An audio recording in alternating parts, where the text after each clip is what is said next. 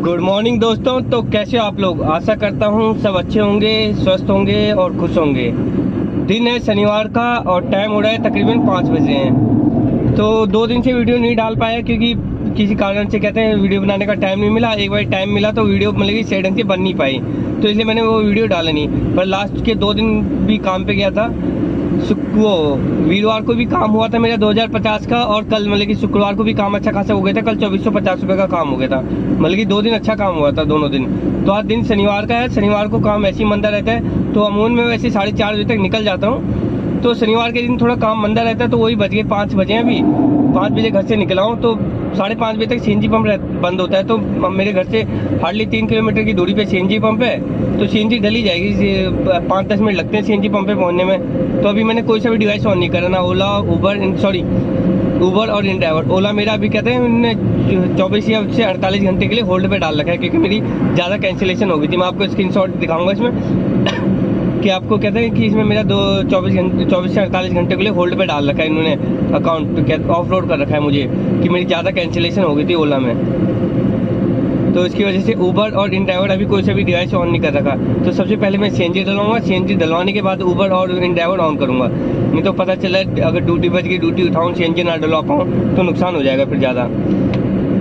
तो मिलता हूँ फिर आपको नई लोकेशन में सीएनजी डलवा के बताता हूँ मेरा कहाँ से पिकअप आए हैं, कहाँ मैंने ड्रॉप करा है, तो आज के दिन का कितना काम करा है। तो आज के दिन का काम की उम्मीद कम है, मतलब कि हो जाता है तो कि मेरी ड्यूटी फंस गई। तो वैसे और दिन के मुकाबले आज शनिवार को काम थोड़ा मंदा रहता है, क्योंकि ऑफिस वगैरह की छुट्टी रहती है। तो मिलता हूँ फिर आपको नई लोकेशन में नई अपडेट के साथ। तब तक चैनल को लाइक कीजिए, शेयर कीजिए, सब्सक्राइब कीजिए और देखते रहिए मंडाल ब्लॉग्स। दोस्तों, मैं हूँ इस समय बुराड़ी बाबा कॉलोनी अपनी पार्किंग के पास, और टाइम हो रहा है तकरीबन 10:30, और काम हुआ है आज मेरा 700 रुपये का। तो मतलब कि आज काम कुछ ज़्यादा करा नहीं। सुबह मॉर्निंग में सीएनजी डलवाई थी, यही डलवाई थी। 580-90 रुपये की सीएनजी डलवाई थी। एग्जैक्ट अमाउंट मुझे याद नहीं आ रहा, जो भी अमाउंट था मैं आपको यहाँ स्क्रीन पे शो कर दूंगा। तो मैं जल्दी आने का कारण ये था कि मॉर्निंग में एक तो मेरे ना गाड़ी में से ब्रेक पैड में से आवाज़ आ रही थी, और मेरी गाड़ी में सर्विस का भी टाइम आ गया था, क्योंकि गाड़ी चल गई थी 9,500 में। तकरीबन 9,000 से 10,000 के बीच में सर्विस करवा लेता हूँ अपनी। तो 9,500 मेरी गाड़ी चल गई थी, तो मुझे सर्विस भी करवानी थी, और ब्रेक पैड भी मेरे घिस गए थे। अगर ब्रेक पैड नहीं घिसे रहते तो थोड़ा काम कर लेता। ब्रेक पैड बिल्कुल ही घिस गए थे, मतलब कि अब मैंने परसों ब्रेक पैड डलवाने थे, परसों जल्दी आ गया क्योंकि उस दिन इंडिया और उसका मैच था, इस कारण से जल्दी आ गया। कल मुझे घर पे कुछ काम था तो मैं कल भी नहीं करवा पाया। तो आज मैंने सोचा आज वैसे भी सैटरडे का दिन है, सैटरडे के दिन काम में भी थोड़ा मतलब कि यही है, किस्मत की बात है, इसमें ड्यूटी बच जाए तो बच जाए, वरना कहीं पे बिठा देता तो बिठा ही देता है। जैसे कि आज सुबह मैंने मॉर्निंग में आपको बताया था, कहते हैं मैं रेलवे स्टेशन बैठा था, रेलवे स्टेशन में तकरीबन 1 घंटा बैठा रहा। तो 1 घंटे बैठने के बाद मेरी ड्यूटी बजी, वहाँ ये ड्यूटी बजी, मैंने ग्रेटर नोएडा का घूम लगा रखा था। पर नोएडा के घूम में मेरी ड्यूटी बजी श्रीनिवासपुरी की, 1.3 में थी। था तकरीबन वो 15 किलोमीटर, 15 किलोमीटर में मुझे अर्निंग दी 247 समथिंग अर्निंग दी थी। तो फिर मेरा वहाँ से दोबारा जाने का मन नहीं करा, क्योंकि मेरी गाड़ी में से ब्रेक पैड में से काफ़ी ज़्यादा आवाज़ आ रही थी। और ये आपको पता ही है, वो कोई ड्राइवर भाई अगर पुराना गाड़ी चलाता है तो उनको पता है, एक बारी गाड़ी में से कुछ आवाज़ आने लग जाए तो ड्राइवर का मन से टूट जाता है, फिर सारा ध्यान गाड़ी भी नहीं जाता है, काम वाम पे ध्यान कम जाता है। तो फिर मैंने वहाँ से फाइनली, फिर मेरा मन इधर उधर जाने का कहीं हुआ नहीं। मैं इस वक्त गोहम लगाता हूँ बुराड़ी का, तो गोहम में कोई ड्यूटी बच जाएगी ठीक है, वरना धीरे धीरे घर की तरफ बढ़ूंगा। तो गोहम लगा के बैठा ही था श्रीनिवासपुरी में 10 मिनट। तो गोहम में मेरा एक पिकअप आ गया यहाँ का, मुल्तान नगर, ये पश्चिम विहार के पास मुल्तान नगर, इसके पास का पिकअप आ गया था। तो वो था तकरीबन 23-24 किलोमीटर था। और 23-24 किलोमीटर में ज़्यादा से ज़्यादा 35-40 मिनट लगे थे ड्रॉप करने में। अर्निंग उसमें आ गई मेरी 260 समथिंग की अर्निंग आ गई थी। 363 का कस्टमर का बिल बना था, 260 समथिंग की अर्निंग आ गई थी। तो वहाँ मैं 5 मिनट रुका। अगर मैंने सोचा अगर बुराड़ी का गोम में कोई घर जाते जाते टाइम में कोई ड्यूटी फंस जाए तो ठीक है, वरना सीधे सीधे घर की तरफ निकल गया। तो मैं वहाँ से धीरे धीरे घर की तरफ निकल गया, पर मेरा कोई पिकअप नहीं आया। तो टोटल काम मेरा लमसम 700 रुपये के आसपास का हुआ था। तो फिर मैं अपनी सर्विस करवाई, गाड़ी की ब्रेक पैड डलवाए। तो टोटल मिला के ब्रेक पैड और सर्विस करवा के मेरा 2500 रुपये का खर्चा आ गया। यही मैंने अपने कहते हैं एमजीपी के ब्रेक पैड डलवाए थे, और बाकी सर्विस ऑयल फिल्टर ये डलवाया था। बाकी जो भी वैगनार में कहते हैं नॉर्मल सर्विस का काम होता है वही करवाया था, कोई इतना खास काम नहीं था, कि गाड़ी अभी मेरी ठीक चल रही थी। तो मैं यही 2500-2600 रुपये का मेरा सर्विस में खर्चा आ गया। तो मैं वहीं से कहते हैं घर की तरफ आ गया। तो कई भाई लोग, बाद में बात करने वाला था, कई भाई लोग मेरे को फ़ोन करते, भैया पुरानी गाड़ी ले रहा हूँ, पुरानी गाड़ी लेने में फ़ायदा है ये नहीं है। तो कई भाई लोग मेरे से फ़ोन कर करके पूछा, कईयों ने मेरे से इंस्टाग्राम पे भी नंबर लिया कि भैया पुरानी गाड़ी में हम कितना बचा लेंगे, फ़ायदा रहेगा नहीं रहेगा।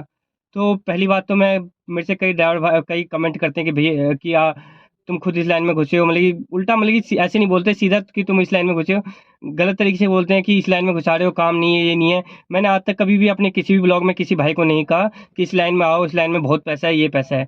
मेरे से जो भाई अपने सवाल पूछता है, मैं सिर्फ उन सवालों के जवाब देता हूँ कि आज इतने का काम हुआ, ऐसा काम चल रहा है, इस समय मार्केट में ऐसा काम चल रहा है। और किसी किसी को कई अपनी वीडियो में बताता हूँ कि इस लोकेशन से यहाँ चले जाओ तो यहाँ से पिकअप आ जाता है। बस अपने एक्सपीरियंस शेयर करता रहता हूँ इसमें। मैंने आज तक कभी किसी भाई को कि ये नहीं कहा कि आप इस लाइन में आओ, इस लाइन में इतना पैसा है, इतना पैसा है।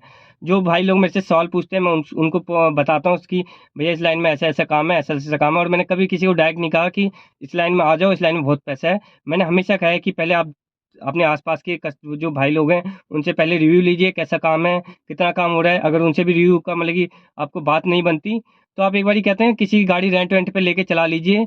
अगर रेंट पे लेके चला के अगर आपको समझ में आता है कि मैं इस लाइन में जाके अपनी दूसरी लाइन छोड़ के इस लाइन में जाके कि मैं निकाल सकता हूँ, पैसा बचा सकता हूँ गाड़ी का, तो वो कर सकता हूँ। अभी कुछ दिन पहले मेरे पास एक भाई का फ़ोन भी आया था कि भैया मेरे को गाड़ी मिल रही है, वो कहते हैं उनकी शायद एसेंट गाड़ी बता रहे थे, एसेंट गाड़ी मिल रही है 180 नंबर। ये थी 2017 मॉडल की, 180 नंबर थी। तो 180 2017 मॉडल की, तो समझिए दो 180 की परमिट कितनी होती है, DL 180 की 8 साल की परमिट होती है। तो 8 साल की परमिट में 2022 चला, 2022 पूरा खत्म ही हो गया समझिए। 2017 से 20 3 तो 2 5, मतलब कि 5 ये 4 5 साल, वो 6 साल हो गए। 6 साल, अब कितने साल बचे उनके पास, 2 ढाई साल बचे। और 2017 मॉडल उन्हें मिला, बता रहे थे मुझे 3 साढ़े 3 में मिला था। तो मतलब कि सोचिए 3 साढ़े 3 में 2017 मॉडल मिल रहा है, तो अब कितने साल बचे, सिर्फ मात्र उनके पास 3 या ढाई 3 साल बचे। तो ढाई 3 साल में अपने 3 साढ़े 3 लाख भी कवर करने हैं, 2 पैसे ऊपर भी कमाने हैं। तो मतलब कि मेरे को सेकंड हैंड गाड़ी, मतलब कि अगर खरीदनी है तो आप ऐसे खरीदिए कि जिसमें कम से कम आपको 5 साल मिल जाए, कि आप अपना पैसा पूरा वसूल कर लो। हाँ, कॉस्टली आएगी थोड़ी सी, मतलब कि कॉस्ट महंगी पड़ेगी आपको, वही बात है, जितना गुड़ डालोगे उतनी चीज़ मीठी होती है। तो थोड़ी महंगी पड़ेगी, पर यह है कि आपके कवर हो जाएगा। आप ढाई 3 साल में 3 लाख रुपए की आप गाड़ी लेते हो, और वो उसे 3 साल ही मिलते हैं गाड़ी चलाने के। 3 लाख तो पहले आपके वहाँ के गए, और फिर आप जो कमाओगे वो बात अलग है। फिर आप सेकंड हैंड गाड़ी लोगे भी तो आपका खर्चा तो होना ही होना है, चाहे आप किसी से भी लो। और सेकंड, कई भाई लोग ये भी सवाल करते हैं भैया सेकंड हैंड गाड़ी लें, क्या क्या देख के लें, क्या ना देख के लें। तो सबसे पहले आपको बता दूं, बाहर की बॉडी से देख के बिल्कुल गाड़ी मत लीजिए, क्योंकि कई बार क्या लगता है भैया बाहर से वो गाड़ी चकाचक लग रही है। बाहर से चकाचक गाड़ी करने में मात्र 1000 रुपये लगते हैं। 1000 रुपये में गाड़ी, कहते हैं वो रबिंग वबिंग करवा करवा के चकाचक लगती है। आपकी बाहर से गाड़ी की कंडीशन चाहे कैसी भी हो, एक बार और अंदर से कंडीशन होनी चाहिए आपकी अच्छी, अंदर से चलने में अच्छी होनी चाहिए। बाहर की कंडीशन का क्या है, बाहर की कंडीशन तो मात्र कहते हैं 1000 2000 में एकदम चकाचक बन जाएगी गाड़ी। बाहर की कंडीशन से, बाहर की कंडीशन से कभी भी गाड़ी को जज नहीं करना चाहिए। पहला पॉइंट तो ये बताता हूँ मैं आपको। और दूसरा ये पॉइंट है कि आप पुरानी गाड़ी लो, चाहे वो नई गाड़ी का तो अलग बात है, पुरानी गाड़ी लो तो आप कभी भी पुरानी गाड़ी, चाहे कितने से बड़े से बड़ा मैकेनिक हो, एक बारी में वो जज नहीं कर पाता कि पुरानी गाड़ी कैसी चल रही है। पुरानी गाड़ी एक बारी सर्विस करा ली, उसने 2 3 हज़ार रुपये लगा लिए, तो ना करते हुए 8 10 दिन तो अच्छी चलेगी। तो किसी भी मैकेनिक को ले जाओ, तो मतलब कि एक बारी में मैकेनिक भी जज नहीं कर पाएगा। बस ये है, हमसे थोड़ा बेहतर पकड़ लेगा कि कैसे गाड़ी चल रही है, क्या हो रहा है। बस ये है कि एक बारी में मैकेनिक भी जज नहीं कर पाता। बस वो किस्मत की बात अच्छी होती है कि पुरानी गाड़ी मिल जाती है अच्छी, तो बहुत अच्छी बात है। और पुरानी गाड़ियों के क्या रहते हैं, कई भाई लोग पूछते हैं इतनी किलोमीटर चली हुई है। और पुरानी गाड़ी में एक ये भी बता दूं, कितनी भी टैक्सी वाली गाड़ी हो, सब ने रगड़ी होती है। एक आध पीस होती है जो मालिक के पास गाड़ी रहती है, ड्राइवर के भरोसे ली रहती है, वो ज़्यादा नहीं चलती। वरना जो भी ऑनर होता है पूरी रगड़ के चलता है गाड़ी। जैसे मैं भी डेली के कम से कम 200 किलोमीटर चलाता हूँ, तो खुद अंदाजा लगा लिए फुल रगड़ के चलती है गाड़ी, और कैसे चलती है। तो एक पॉइंट ये हो गया कि मतलब कि पुरानी गाड़ी अच्छे से अच्छा मैकेनिक भी एक बारी में जज नहीं कर पाता। मैं किसी का वो नहीं बता रहा कि चाहे एक्सपीरियंस वाला हो कोई भी, एक बारी में आपकी इस बारी का नॉलेज है, एक बारी में हम गाड़ी को जज नहीं कर पाते। फिर भी आपका पूरा गाड़ी लेने का मन है इसमें, तो एक बार गाड़ी ले लीजिए एक दिन, मतलब कि अगर कोई आपका जान पहचान का है वैसे ही है, तो कुछ अमाउंट दे के उसे एक दिन प्रॉपर उसे चला के देख लीजिए, 100 200 किलोमीटर चला के देख लीजिए। तब आपको गाड़ी के बारे में थोड़ा बहुत पता चल जाएगा कि कैसे क्या क्या कंडीशन है। इससे भी आपको अच्छी तरह पूरा पूरा पता नहीं चलेगा कि गाड़ी कैसी चल रही है, पर ये पता चल जाएगा कि कैसी कंडीशन है, थोड़ा बहुत अंदाजा आ जाएगा। वो भी अगर आपको एक्सपीरियंस है इस गाड़ी लाइन का, गाड़ी के बारे में थोड़ा बहुत पता है तब। वरना किसी मैकेनिक के साथ ये गाड़ी लेने, तब जाके उससे चलवा के देखिए, तब जाके थोड़ा बहुत पता चल पाएगा। और अमूमन उसके बाद भी आपको मैं कह रहा हूँ, एक बहुत ही रेयर चांस होगा गाड़ी में दोबारा पैसा नहीं लगाना पड़ेगा। आप सेकंड हैंड गाड़ी लेते हो तो मान के चलिए कि आप उसके ऊपर 10 हज़ार रुपये एक्स्ट्रा लेके चलो कि आपको गाड़ी में पैसा खर्च करना ही पड़ेगा। ये गाड़ी का नियम है, आप सेकंड हैंड गाड़ी लेते हो तो ये नियम है, आपको खर्च करना ही पड़ता है। और सेकंड हैंड गाड़ी लेने से पहले आप अपने सारे डॉक्यूमेंट चेक कर लीजिए। मैंने आपको इससे आज से मतलब कि पहले भी वीडियो बनाया है कि कौन कौन से डॉक्यूमेंट है, वो हमेशा चेक कर लीजिए। और एक सेकंड हैंड गाड़ी आप लेते हो 180 जो भी लेते हो, 1Z या 180, एक बारी ओला और उबर में जाके इनकी ब्लैक लिस्ट पता कर लीजिए कि गाड़ी ब्लैक लिस्ट है या नहीं है। ब्लैक लिस्ट क्या होता है ये भी समझाता हूँ। ब्लैक लिस्ट ये होता है, कई गाड़ियों से ओला और उबर में फ्रॉड करा रहता है, तो कंपनियां क्या करती हैं, गाड़ी ब्लैक लिस्ट में डाल देती हैं, वो गाड़ियाँ अटैच नहीं करती। जब भी आप कोई भी गाड़ी लो तो पहले कंपनी में, मतलब कि हमारा ओला और उबर का ऑफिस ये गुड़गांव में है, गुड़गांव में थोड़ा कष्ट कर लो, जाके पता कर लो कि भैया ये गाड़ी ब्लैक लिस्ट तो नहीं है। क्योंकि ब्लैक लिस्ट नहीं होगी तो गाड़ी आसानी से अटैच हो जाएगी और इसके ऊपर कोई केस तो नहीं है, वो जाके आप अटैच हो सकती है। जरा एक बारी पहले पता कर लो, थोड़ा सा कष्ट होएगा, जाना पड़ेगा, पर इससे ये रहेगा आपको आगे वाले नुकसान से पहली भरपाई हो जाएगी। एक दिन का कष्ट होगा, जाना आने में खर्चा होगा जो भी आपका होगा, पर ये होगा कि आपकी थोड़ी वो बचत हो जाएगी आपकी। मतलब कि आप गाड़ी ले लो, उसके बाद फिर आप जिससे गाड़ी लिया उससे मगजमारी करो कि तेरी गाड़ी ब्लैक लिस्ट है, तूने मुझे ब्लैक लिस्ट गाड़ी दे दी, तेरी गाड़ी में ये केस चल रहा है, तेरी गाड़ी अटैच नहीं हो रही।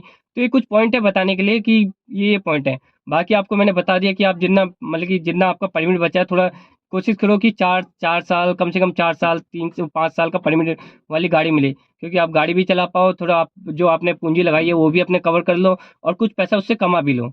वरना नई गाड़ी लोगे तो आप, नई गाड़ी सबके बस की बात नहीं होती इस समय, गाड़ी भी काफ़ी महंगी है। वैगनार वैगनार अगर नई गाड़ी निकलवाते हो तो आपको कहते हैं इंस्टॉलमेंट लगा के 9 लाख की पड़ जाती है, और अर्टिगा 11 लाख की, वो अर्टिगा कह रहा हूँ सॉरी, डिजायर आपकी 11 लाख की पड़ जाती है। तो आप गाड़ी लोगे तो अर्टिगा, तो अर्टिगा और वो वैगनार नहीं लेते हो तो कम ये मान के चलिए इसमें 2 साल तक आपका कोई खर्चा नहीं है। 2 साल तक बस वही है, छोटा मोटा खर्चा टायर वायर का, सर्विस का, यही खर्चा है।